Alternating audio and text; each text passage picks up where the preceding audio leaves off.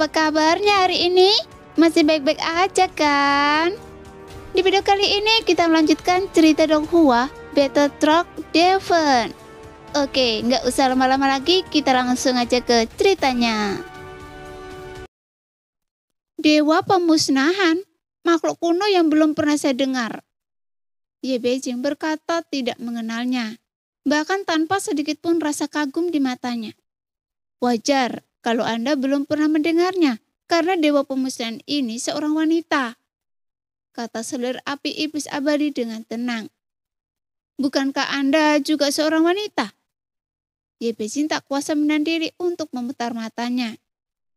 Kita baru bertemu sekali, jadi kita belum bisa benar-benar mengatakan kita saling kenal. Selir api iblis abadi berkata dengan dingin. Baiklah, saya akui, jika dewa pemusnahan ini ada seorang pria, saya pasti akan mengenalinya. Ye Beijing mengangkat bahu, tidak menyangkal bahwa ia lebih menyukai laki-laki daripada perempuan.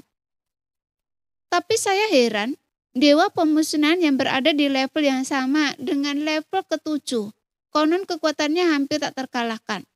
Namun siapa sangka bahwa keberadaan sekuat itu pun bisa jatuh. Jadi saya tidak habis pikir kenapa dia bisa mati.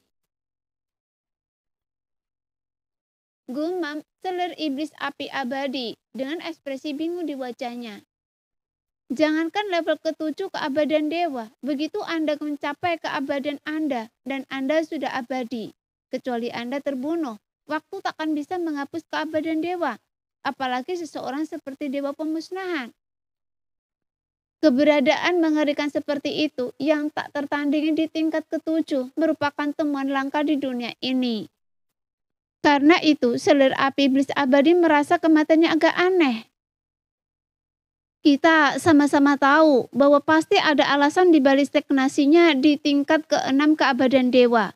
Bukan karena saya tidak bisa menembusnya, melainkan karena saya tidak mau.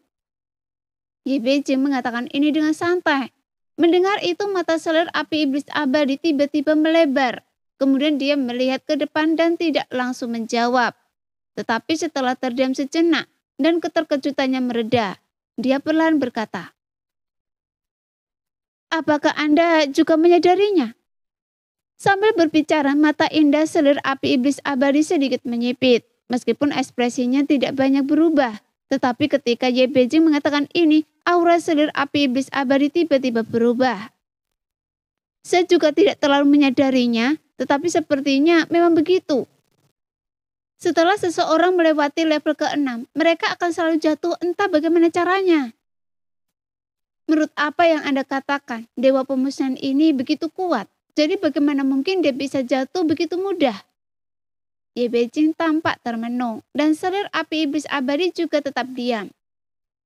Sepertinya tingkat ke-6 tampak sangat stabil. Mungkinkah ada keberadaan yang lebih kuat yang diam-diam memusnahkan keberadaan orang-orang kuat di tingkat ke-7 ini?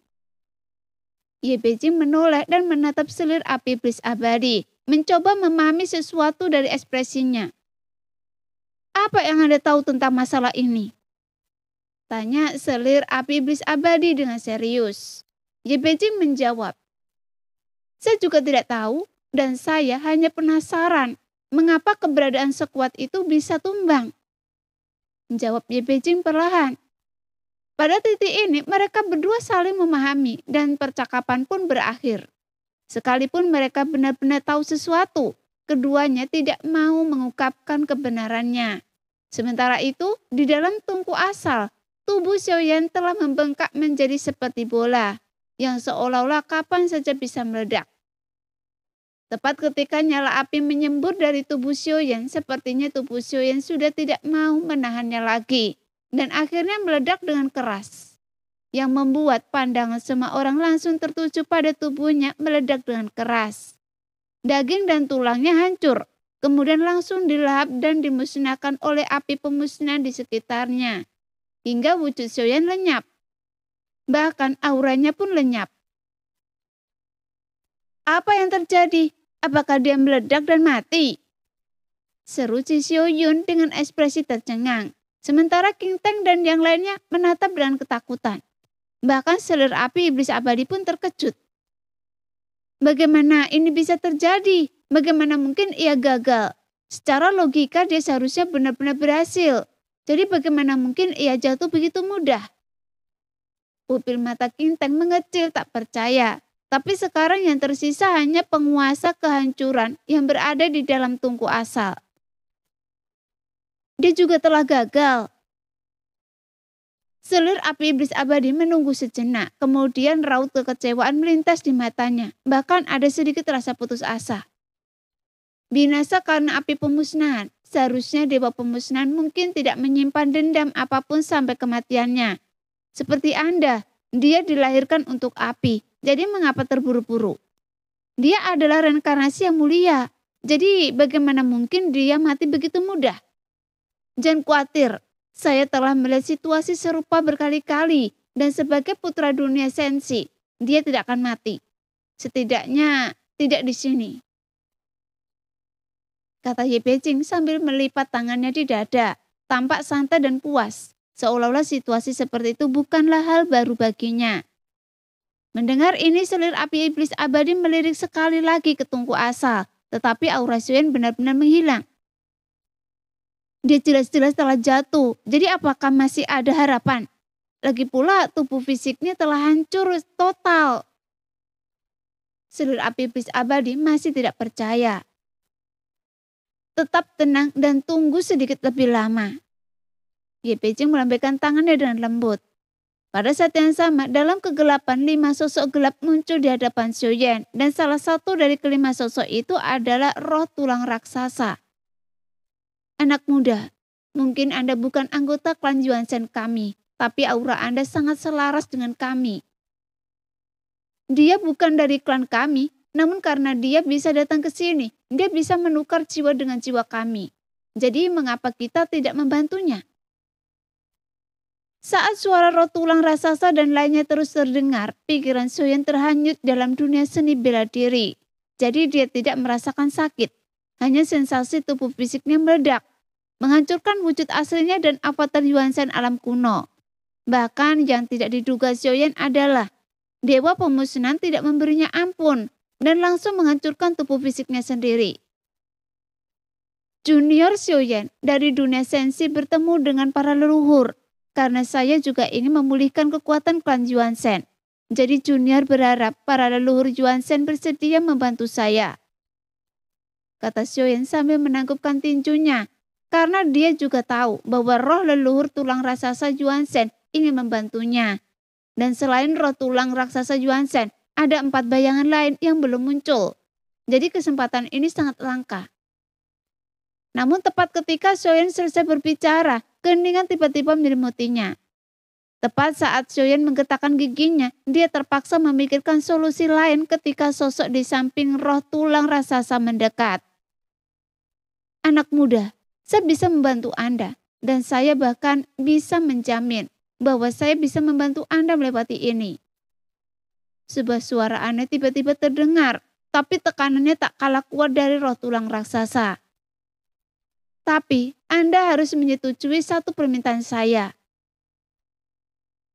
Leluhur, tolong bicaralah. Jika saya mampu, saya pasti akan melakukannya. Melihat ada harapan, Xiaoyan segera mengepakkan tinjunya dan membungkuk.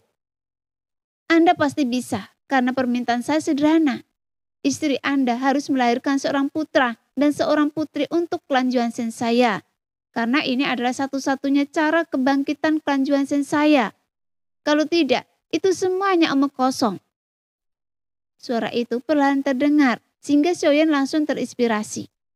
Iya, hanya dengan melanjutkan garis keturunan kami dapat menghidupkan kembali klan Yuanzhen. Dan saya juga ingin melakukan itu. Tapi anak yang istri saya lahirkan di masa depan mungkin bukanlah dari garis keturunan klan Yuanzhen murni. Kata Xiaoyan sambil tersenyum kecut. Tidak masalah. Anda hanya perlu melahirkan seorang pewaris. Setelah 3 generasi, garis keturunan akan murni. Jika Anda bersedia melakukannya, saya akan meminjamkan Anda kekuatan awal dan akhir. Selama terbakar oleh kekuatan ini, Anda akan memiliki vitalitas tak terbatas dalam waktu yang singkat. Apakah Anda bersedia? Suara roh akhir dunia terdengar dan Soyeon juga merasakan riak-riak di jiwanya karena waktu hampir habis baginya. Jika dia menolak, dia mungkin masih memiliki kesempatan untuk bertahan hidup. Tetapi tubuh fisik dari tubuh fisiknya dan tubuh avatar Yuan Shen kemungkinan besar tidak akan dapat direkonstruksi dalam waktu singkat. Jadi untuk saat ini Soyeon hanya bisa setuju dan tidak menolak. Baiklah, setelah 500 tahun, roh akhir dunia berbicara lagi. Pada saat ini Soyeon tidak dalam posisi untuk tukar menawar sekarang. Lagi pula itu bukanlah tugas yang sulit baginya. Baiklah, Junior bersedia. Soyeon mengangguk setuju. Bagaimanapun jika ada seorang anak yang lahir dengan garis keturunan klan Yuan Shen, di masa depan dia pasti akan menjadi salah satu ras teratas di dunia sensi. Tepat ketika Soyeon memikirkan hal ini, secercah cahaya tiba-tiba muncul di dalam tungku asal. Demikianlah cerita hari ini. Kita lanjut lain hari ya guys ya. Bye-bye.